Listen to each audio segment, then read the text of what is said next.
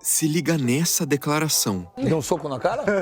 Deu um soco na cara dele? Não, cara, eu acho que as coisas não devem ser assim. Não, tudo bem, mas foi um soco na cara? Foi. A fala do Marcos Assunção revela um dos episódios que marcaram o rebaixamento do Palmeiras em 2012, com acusações de estrelismo de um lado e de falta de comprometimento do outro. Dois craques do time tiveram uma briga feia. O Radar Peleja de hoje te explica por que esses jogadores se odiavam no Palmeiras.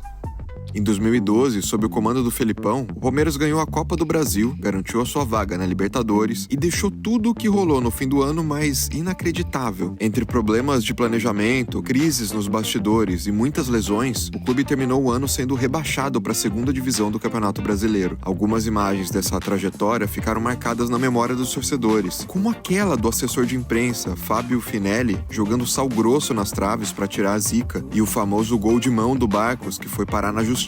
O Peleja já até fez um episódio do Radar sobre isso. Bom, mas um outro momento tenso daquela temporada deixou claro o quão ruim era o clima no clube. O Marcos Assunção e o Valdívia, duas grandes estrelas do time, tiveram uma briga feia no vestiário com direito à agressão física.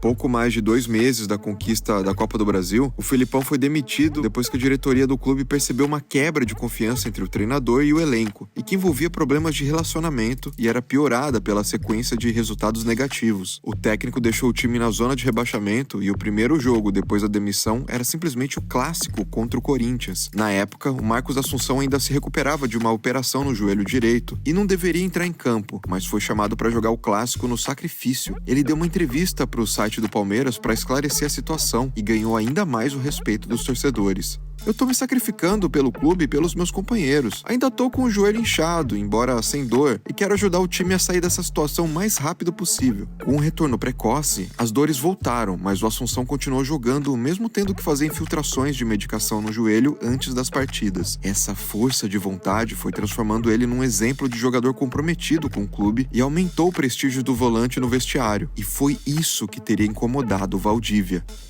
Com a bola nos pés, o chileno não tinha contestação, sendo até apelidado de El Mago pela qualidade, mas a carreira dele também foi marcada por muitas polêmicas, incluindo a quantidade de lesões e acusações de fazer corpo mole. Na reta final do Brasileirão, surgiram rumores de que o Valdívia falava que o Assunção citava as lesões para fazer uma média com a torcida e com a imprensa, como se ele quisesse ser reconhecido como o único atleta que se sacrificava naquele momento. Quando o Assunção soube disso, ele convocou uma reunião com todos os jogadores e com a comissão técnica para resolver a situação, mas a conversa acabou escalando para agressão física. A treta aconteceu na preparação para o jogo contra o Flamengo, na 36ª rodada, justamente na partida que decretou o rebaixamento do Palmeiras. Na época, a imprensa só noticiou que eles tinham se desentendido e que a situação tinha sido controlada internamente. 3 anos depois, os detalhes da confusão foram esclarecidos em entrevistas que os 2 jogadores deram para a Folha de São Paulo. Quando estava de saída do clube, o Mago revelou suas mágoas com a diretoria do Palmeiras, comentou sobre algumas polêmicas e também citou o motivo da briga.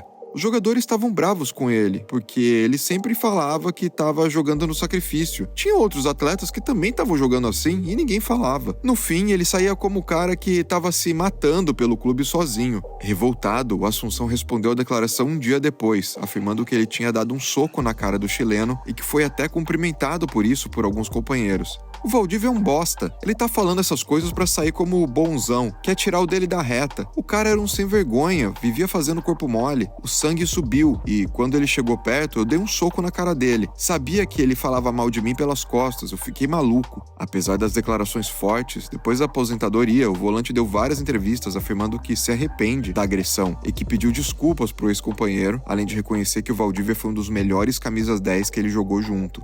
E aí, você lembra de outra briga marcante entre 2 companheiros de time? Comenta aí embaixo, deixa o seu like, se inscreva no Peleja e até o próximo Radar.